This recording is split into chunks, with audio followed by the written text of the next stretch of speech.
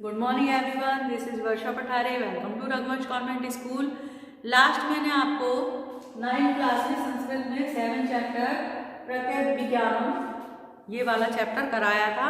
इसका हिंदी में अर्थ होता है, इस चैप्टर का अर्थ था कि हिंदी में अर्थ है ना, हिंदी अर्थ या पहचान। ठीक है, तो ये अर्थ मैंने कराया था। एक सभा का सीन है और कुरुक्षेत्र से क्या बोलते हैं, अभिमन्यु जो रहता है उसको पकड़कर लाया जाता है उत्तर द्वारा, और उसको दरबारी जो है वो राजा के महल में लेकर गया। जो उत्तर के पिताजी हैं वो राजा हैं, उस समय राजसभा में बैठे हुए हैं। प्रहलाद जो अर्जुन के वेश में हैं और भीम एक रसोइये के वेश में हैं, और वो ही उनको अभिमन्यु को वहाँ पर पराजित करके लेकर आए थे। वो पहचानता नहीं है अभिमन्यु, और जब वो अपनी माँ के बारे में प्रहलाद जो है उसके मुंह से सुनते हैं कि वो माँ के विषय में मेरे से पूछ रही है कि तुम्हारी माँ कैसी है, तो उन्हें बहुत गुस्सा आता है। वो बोलते हैं कि ये हक तो मेरी माँ के विषय में पूछने का हक किसको है, सिर्फ मेरे पिता को, पितामह को है ना। तो इसके बाद उस केशव के बारे में पूछते हैं। प्रहलाद उसको चिढ़ाते हैं, चिढ़ाते हुए बोलते हैं कि जो केशव हैं वो कैसे हैं, तो उनके बारे में भी वो पूछते हैं। तो अभिमन्यु को गुस्सा आता है बहुत, और वो कहते हैं कि केशव के बारे में पूछने का हक आपका नहीं है, केशव का नाम मत लीजिए, केशव का नाम नहीं, आपके मुख से नहीं लिया जाएगा, है ना। इस प्रकार से कहते हैं। तो मैंने यहाँ तक आपको बता दिया था। अब इसके बाद का जो अभिमन्यु है, कथम कथम त्रवभन मापी नामना, तो यहाँ से मैं आपको अर्थ करा रही हूँ। इसका जो आपका जो शॉर्ट में जल्दी जल्दी समझा रही हूँ, क्योंकि क्या है ये चैप्टर बड़ा है, आपको टाइम लग जाएगा, क्योंकि नेक्स्ट चैप्टर भी अपने को जल्दी से कंप्लीट करना है। इसके बाद क्योंकि फैब में आपके एग्ज़ाम है, तो और ग्रामर वगैरह भी पढ़ाना है अभी मुझे, तो इसीलिए अपन चैप्टर जल्दी जल्दी आप घर पे इसको थोड़ा सा डिटेल से पढ़ लेना, तो आपको समझ में आ जाएगा बहुत जल्दी से, है ना। तो देखिए अब क्या होता है। अभिमन्यु कहते हैं, कैसे कैसे मेरी माता का नाम ले रहे हो, जानते हो क्या आप मेरे पिता व अथवा चाचा हो, फिर भी आप मेरा नाम ले रहे हो। मैंने यहाँ तक बताया था। फिर क्यों मुझसे पिता के समान स्त्रियों की कथा पूछते हो। अब प्रहलाद क्या बोलती हैं, अभिमन्यु क्या देव की पुत्र भगवान श्री कृष्ण भी कुशलता पूर्वक हैं, ये भी मैंने आपको बता चुकी हूँ। फिर अभिमन्यु क्या बोलते हैं, यहाँ से देखेंगे, कैसे कैसे किस प्रकार आप उनको भी नाम लेकर पुकार रहे हो, क्या है। प्रहलाद और वल्लभ एक दूसरे को देखते हैं। अभिमन्यु फिर से कहते हैं, क्या आप दोनों अपमान सहित मुझ पर हंस रहे हो।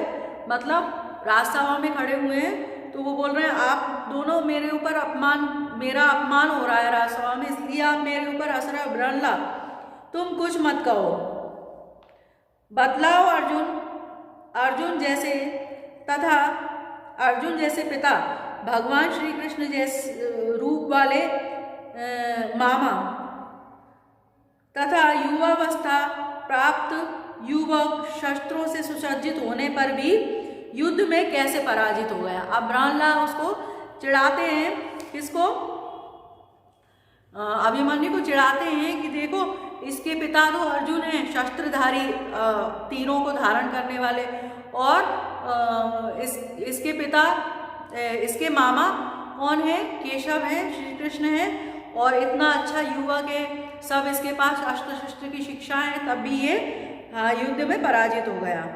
आगे अभिमन्यु बोलते हैं, फिर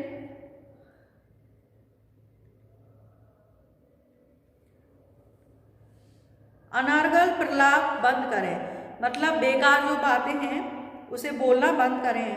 हमारे कुल में आत्म प्रशंसा करना उचित नहीं है। युद्ध भूमि में मेरे बाणों से मारे हुए सैनिकों के शरीरों को देखो, मेरे अतिरिक्त दूसरा और नाम नहीं होगा। फिर प्रहलाद क्या बोलते हैं, ऐसी वाणी की वीरता उन्होंने तुम्हें पैदल ही क्यों पकड़ लिया? अभिमन्यु फिर बोलते हैं, वे निहत्थे होकर मेरे सामने आए थे। पिता अर्जुन को याद करके मैं उन्हें कैसे मारता? मेरे जैसे लोग निहत्थों पर प्रहार नहीं करते। अतः निहत्थे मुझे छल में अतः मैं निहत्था उनके छल में पड़ गया। राजा कहते हैं, शीघ्र शीघ्र कीजिए अभिमन्यु, जल्दी जल्दी करिए। अभिमन्यु से बोलते हैं, ब्राह्मणला इधर से आइए युवराज, यहाँ महाराज हैं, यह महाराज हैं, उनसे आप उनके पास जाओ। और युवराज अभिमन्यु, आहा, किसके महाराज? राजा कहते हैं, आओ आओ पुत्र, मुझे अभिवादन करो। नहीं कर रहे हो, अभिवादन करो।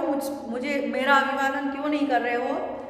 मन में, ओह अवश्य ही यह क्षत्रिय कुमार गर्व से युक्त है।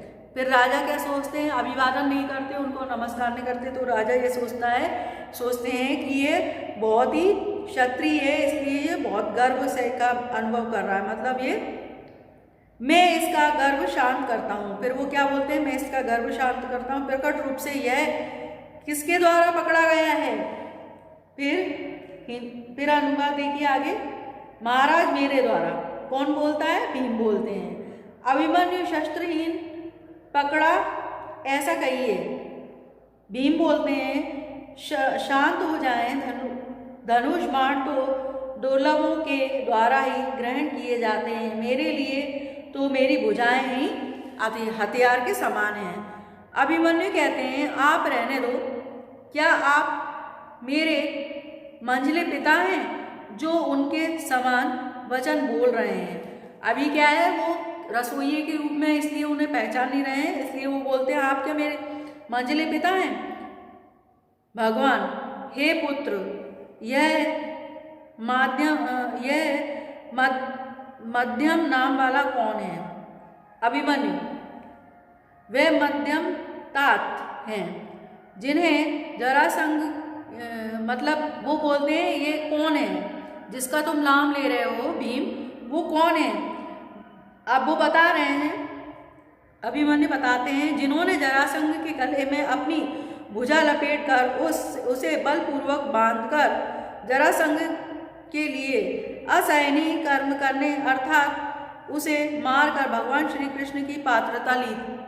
मतलब भगवान श्री कृष्ण के वो बने, सहयोगी बने उसे मारकर।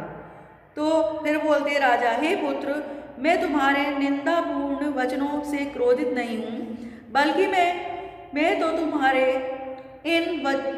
इन वचनों से प्राप्त हो रहा हूँ, प्रसन्न हो रहा हूँ। किस वचनों से? जो बोल रहे हैं उन वचनों से प्रसन्न हो रहा हूँ। मैं क्या कहकर अपराध मुक्त हूँ। ठीक है, तुम स्वतंत्र हो, क्यों खड़े हुए हो? यहाँ से चले जाओ। अब उन्हें वो अपराध मुक्त कर देते हैं राजा, और प्रसन्न होकर कहते हैं कि तुम यहाँ से चले जाइए। अभिमन्यु, यदि मैं कृपा के योग्य हूँ, मुझे कृपा के साथ उचित दंड का व्यवहार कीजिए। मुझ पर, मतलब अगर आप मेरे ऊपर कृपा कर रहे हैं तो मेरे साथ भी दंड दीजिए मुझे। भीमसेन ने मुझे भुजाओं द्वारा ही पकड़ा है, तो भुजाओं द्वारा ही ले जाएंगे। इसके बाद युवराज उत्तर प्रवेश करते हैं। इसके बाद क्या होता है? जो उत्तर थे, जो युद्ध में साथ में गए थे प्रहलाद और भीम के साथ, तो वो प्रवेश करते हैं। राजा, दीर्घायु रहो पुत्र। राजा से बोलते हैं, राजा वो पिताजी का, जो युवराज उत्तर है, वो पिताजी का अभिनंदन करते, प्रणाम करते हैं। राजा उन्हें बोलते हैं, दीर्घायु रहो पुत्र, वीर योद्धाओं द्वारा अपने वीरतापूर्ण कार्यों को सदा संपादित करो। उत्तर, फिर उत्तर जो है उनका राजकुमार वो बोलता है, सबसे अधिक पूज्य की पूजा की जानी चाहिए। राजा, किसकी पूजा पुत्र? उत्तर बोलता है, यहाँ मौजूद अर्जुन की। राजा, कैसे अर्जुन की पूजा? उत्तर बोलते हैं, और क्या, क्योंकि इस अर्जुन रूपी ब्राह्मणा ने शमशान से अपना धनुष तथा अक्षय तरकस लेकर कौरवों की सेना में स्थित परम पितामह भीष्म आदि परम वीर राजाओं को युद्ध भूमि में परास्त कर दिया था और हमारी रक्षा की थी। ये कौन बोलता है? उत्तर बोलता है। राजा बोलते हैं ऐसी बात है? उत्तर बोलते हैं आप अपना संदेह दूर करें, धनुर्विद्या में प्रवीण अर्जुन यही हैं।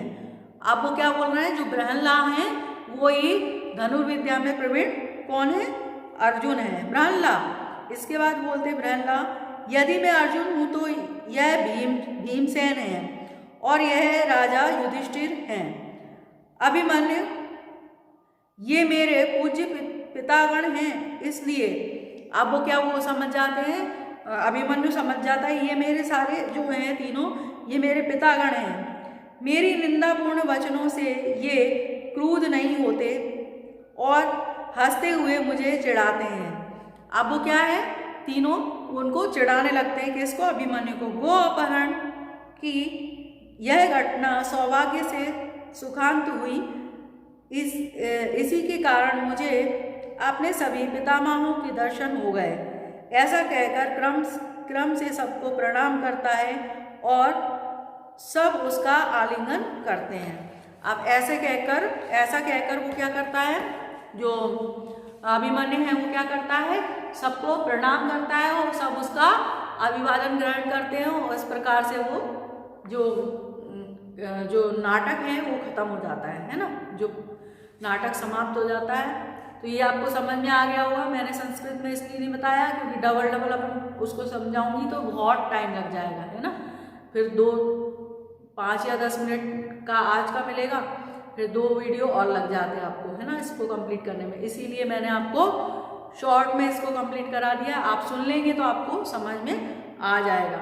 वैसे अगर आपने महाभारत देखी है तो बहुत ध्यान से आपने देखी होगी तो आप जानते हैं जब जो कौरवों ने पांडवों को पांडव उसमें हार गए थे, क्या बोलते हैं, जो पासे का खेल हुआ था तो उसमें हार गए थे, तब उनको 14 वर्ष का 13 वर्ष का वनवास और 1 वर्ष का अज्ञातवास मिला हुआ था।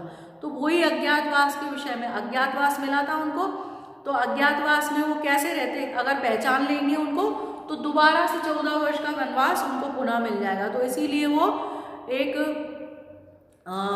एक नगर में रहने लगे थे जहाँ पर जो राजा, जो अभी कहानी आपने सुनी है, अलग अलग वेश धारण करके, जैसे कोई रसोईया बन गया था, जैसे भीम रसोईया बन गए थे, और जो अर्जुन है वो नृत्यक बन गए थे, और जो अभिमन्यु है वो क्या बोलते हैं युधिष्ठिर उनको एक सलाहकार बन गए थे, और नकुल और सहदेव उनके अश्वों की अश्वशाला में देखभाल करते थे। इस प्रकार से, और द्रौपदी थी वो उनकी दासी बन गई थी, है ना।